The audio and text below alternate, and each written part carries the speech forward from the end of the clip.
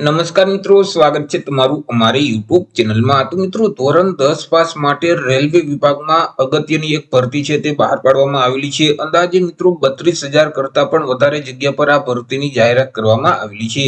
તો ભરતી વિશે આપણે તમામ માહિતી એક જ વિડીયોમાં મેળવી લેશું, પરંતુ તે પહેલા વિડીયો ગમે તો લાઈક અને શેર કરી દેજો। ચેનલમાં નવા હોય તો ચેનલને સબસ્ક્રાઇબ કરી દેજો। તો ચાલો મિત્રો, વિડીયોની શરૂઆત કરીએ। તો સૌથી પહેલા તો આપણે અગત્યની તારીખ વિશે ચર્ચા કરી લઈએ કે આ જે ભરતી છે તેમાં અગત્યની તારીખો કઈ કઈ રહેશે, અરજી ફોર્મ કઈ તારીખથી કઈ તારીખ સુધીમાં ભરી દેવાનું રહેશે। તો કે મિત્રો, અરજી ફોર્મ ઓલરેડી શરૂ કરી દેવામાં આવેલા છે। 23 જાન્યુઆરી 2025 થી ઓલરેડી અરજી ફોર્મ શરૂ કરવામાં આવેલા છે અને તમે 22 ફેબ્રુઆરી 2025 સુધી ઓનલાઈન અરજી ફોર્મ ભરી શકશો। હવે મિત્રો, આ જે ઓનલાઈન અરજી ફોર્મ છે તે જે આરઆરબી ની ઓફિશિયલ વેબસાઇટ છે rrbapply.gov.in નામની જે વેબસાઇટ છે તે વેબસાઇટ ઉપર જઈ અને 22 ફેબ્રુઆરી 2025 સુધીમાં તમારે અરજી કરી દેવાની રહેશે। તે સિવાય મિત્રો, અહીં અરજી ફી છે તે પણ તમારે ઓનલાઈન જ ભરવાની રહેશે। 24 ફેબ્રુઆરી 2025 સુધી તમે ઓનલાઈન અરજી ફોર્મ ભરી શકશો। જો ફોર્મ ભરતી વખતે કોઈ પણ પ્રકારની ભૂલ થઈ હોય તો તેમાં મિત્રો તમે સુધારો કરી શકશો। તેના માટે તમારે ફી પે કરવાની રહેશે।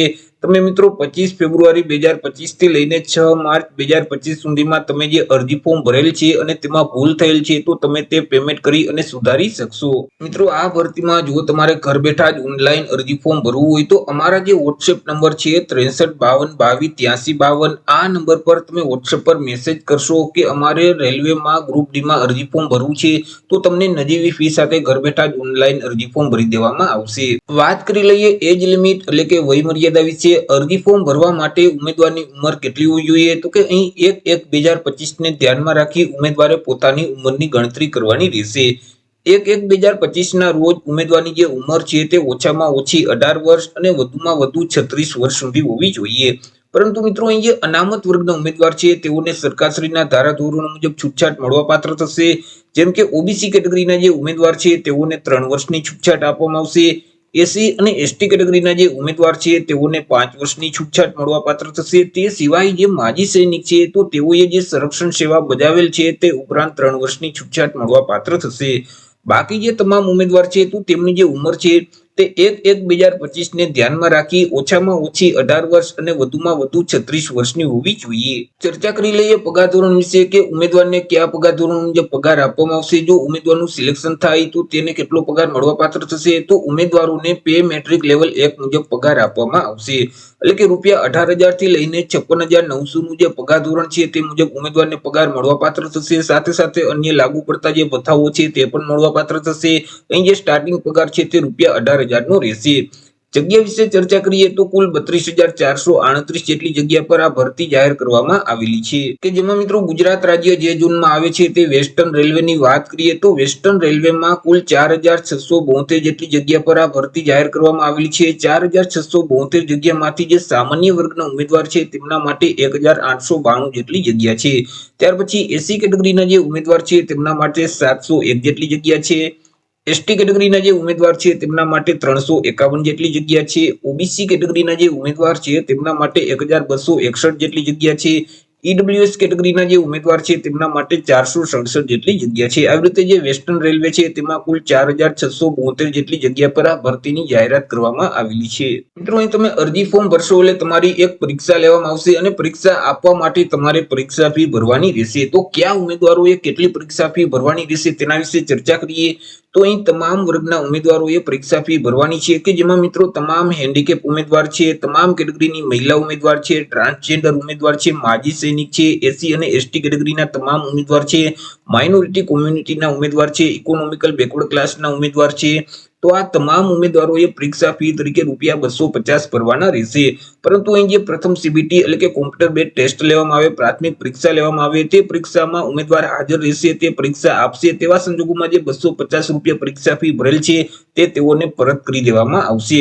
તે સિવાય મિત્રો સામાન્ય વર્ગના ઓબીસી અને ઈડબ્લ્યુએસ કેટેગરીના જે પુરુષ ઉમેદવાર છે તેઓએ પરીક્ષા ફી તરીકે રૂપિયા 500 ભરવાના રહેશે। પરંતુ તેઓ જો સીબીટી આપશે તેવા સંજોગોમાં જે 500 રૂપિયા પરીક્ષા ફી ભરેલ છે તેમાંથી 400 રૂપિયા ફી પરત કરી દેવામાં આવશે। પરીક્ષા ફી છે તે તમારે ઓનલાઈન જ ભરવાની રહેશે. તમે નેટ બેન્કિંગ, ક્રેડિટ કાર્ડ અથવા તો ડેબિટ કાર્ડ કે યુપીઆઈ ના માધ્યમથી પરીક્ષા ફી ભરી શકશો. ચર્ચા કરી લઈએ શૈક્ષણિક લાયકાત એટલે કે એજ્યુકેશન ક્વોલિફિકેશન વિશે. અરજી ફોર્મ ભરવા માટે ઉમેદવારની શૈક્ષણિક લાયકાત કેટલી હોવી જોઈએ? તો કે ઉમેદવારોએ કોઈ પણ સરકાર માન્ય બોર્ડમાંથી ધોરણ 10 ની પરીક્ષા અથવા તો આઈટીઆઈ માંથી કોઈ પણ ટ્રેડ પાસ કરેલ હોવું જોઈએ અથવા તો તે સમકક્ષની પરીક્ષા પાસ કરેલ હોવી જોઈએ અથવા તો ઉમેદવારોએ એનએસસી એટલે કે નેશનલ એપ્રેન્ટિસશિપ સર્ટિફિકેટ ઉમેદવાર પાસે હોવું જોઈએ. ઉમેદવારોએ એપ્રેન્ટિસશિપ કરેલું હોવું જોઈએ અને તેમનું એનસીવીટી નું સર્ટિફિકેટ હોવું જોઈએ. એ મિત્રો આ ચારમાંથી કોઈ પણ એક લાયકાત ધરાવતા ઉમેદવાર આ ભરતીમાં અરજી ફોર્મ ભરી શકશે. ચર્ચા કરી લઈએ સિલેક્શન પ્રોસેસ વિશે કે ઉમેદવારનું સિલેક્શન કેવી રીતે કરવામાં આવશે. તો કે ઉમેદવારનું જે સિલેક્શન છે તે અલગ અલગ સ્પર્ધાત્મક પરીક્ષાના આધારે કરવામાં આવશે કે જેમાં સૌથી પહેલા તમામ ઉમેદવારની એક સીબીટી એટલે કે કોમ્પ્યુટર બેઝ લેખિત પરીક્ષા લેવામાં આવશે. તેમાં પાસ થયેલ ઉમેદવારની એક શારીરિક કસોટી છે તે લેવામાં આવશે. ત્યાર પછી મિત્રો અહીં ડોક્યુમેન્ટ વેરિફિકેશન કરવામાં આવશે અને અંતે મેડિકલ એક્ઝામ લેવામાં આવશે. હવે મિત્રો આ જે સીબીટી એટલે કે કોમ્પ્યુટર બેઝ ટેસ્ટ લેવામાં આવશે તે ઓબ્જેક્ટિવ પ્રકારની રહેશે એટલે કે તેમાં એમસીક્યુ પ્રકારના પ્રશ્ન પૂછવામાં આવશે. હવે મિત્રો કુલ 100 એમસીક્યુ પ્રકારના પ્રશ્ન પૂછવામાં આવશે. એક પ્રશ્નનો 1 માર્ક એટલે 100 માર્કનું પેપર રહેશે અને પેપર લખવા માટે તમને 90 મિનિટનો સમયગાળો આપવામાં આવશે. મિત્રો તમને જે ક્વેશ્ચન પેપર આપવામાં આવશે તેમાં કયા વિષયમાંથી કેટલા માર્કનું પૂછવામાં આવશે તેના વિશે ચર્ચા કરીએ. તો અહીંયા સામાન્ય વિજ્ઞાન છે તેમાંથી 25 પ્રશ્ન પૂછવામાં આવશે કે જેમના 25 માર્ક રહેશે. ગણિતમાંથી 25 પ્રશ્ન પૂછવામાં આવશે તેમના પણ 25 માર્ક રહેશે. ત્યાર પછી મિત્રો અહીં રીઝનિંગ સંબંધિત 30 પ્રશ્ન પૂછવામાં આવશે કે તેમના પણ 30 માર્ક રહેશે અને જીકે અને વર્તમાન પ્રવાહ એટલે કે કરંટ અફેરને લગતા જે પ્રશ્ન છે તેવા 20 પ્રશ્ન પૂછવામાં આવશે કે જેમના 20 માર્ક રહેશે. આવી રીતે અલગ અલગ 100 એમસીક્યુ પ્રકારના પ્રશ્ન પૂછવામાં આવશે. એક પ્રશ્નનો 1 માર્ક રહેશે એટલે 100 માર્કનું પેપર રહેશે. પેપર લખવા માટે તમને 90 મિનિટનો સમયગાળો આપવામાં આવશે. મિત્રો આ જે પરીક્ષા લેવામાં આવશે તેમાં માઇનસ પદ્ધતિ લાગુ પડશે. જો તમે પ્રશ્નનો જવાબ છે તે ખોટો ટીક કરશો તો 1/3 માર્ક છે તે માઇનસ કરી દેવામાં આવશે. આ પરીક્ષામાં પાસ થવા માટે ઓછામાં ઓછા કેટલા માર્ક કેટલા ટકા ફરજિયાત લેવાના રહેશે? તો કે અહીં જે સામાન્ય વર્ગના ઉમેદવાર છે તેઓએ ઓછામાં ઓછા 40% ફરજિયાત લેવાના રહેશે. ઈડબ્લ્યુએસ કેટેગરીના જે ઉમેદવાર છે તેઓએ પાસ થવા માટે ઓછામાં ઓછા 40% ફરજિયાત લેવાના રહેશે. ત્યાર પછી ઓબીસી કેટેગરીના ઉમેદવાર, એસસી કેટેગરી અને એસટી કેટેગરીના જે ઉમેદવાર છે તેઓએ પાસ થવા માટે ઓછામાં ઓછા 30% ફરજિયાત લેવાના રહેશે. જે ઉમેદવાર લેખિત પરીક્ષામાં પાસ થઈ જશે એટલે આગળ તેઓએ શારીરિક પરીક્ષા આપવાની રહેશે, પીઈટી આપવાની રહેશે કે જેમાં પુરુષ ઉમેદવાર વિશે ચર્ચા કરીએ તો પુરુષ ઉમેદવારોએ 35 કિલોગ્રામ વજન ઉપાડી અને 100 મીટરનું અંતર કાપવાનું રહેશે કે જે 2 મિનિટની અંદર પૂરું કરવાનું રહેશે. ત્યાર પછી મિત્રો અહીં 1000 મીટરની દોડ કરવાની રહેશે કે જે 4 મિનિટ અને 15 સેકન્ડમાં આ દોડ કમ્પ્લીટ કરવાની રહેશે.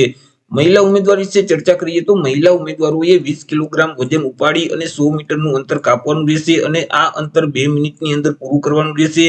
ત્યાર પછી અહીં 1000 મીટરની દોડ કરવાની રહેશે કે જે દોડ છે તે 5 મિનિટ અને 40 સેકન્ડમાં કમ્પ્લીટ કરવાની રહેશે એટલે કે પૂરી કરવાની રહેશે. તો આવી રીતે મિત્રો ધોરણ 10 પાસ માટે રેલવે વિભાગમાં કુલ 32,438 જેટલી જગ્યા પર આ ભરતી જાહેર કરવામાં આવેલી છે. તો આશા રાખું છું વિડીયો પસંદ પડ્યો હશે. વિડીયો પસંદ પડ્યો હોય તો લાઈક અને શેર કરી દેજો. ચેનલમાં નવા હોય તો ચેનલને સબસ્ક્રાઇબ કરી દેજો.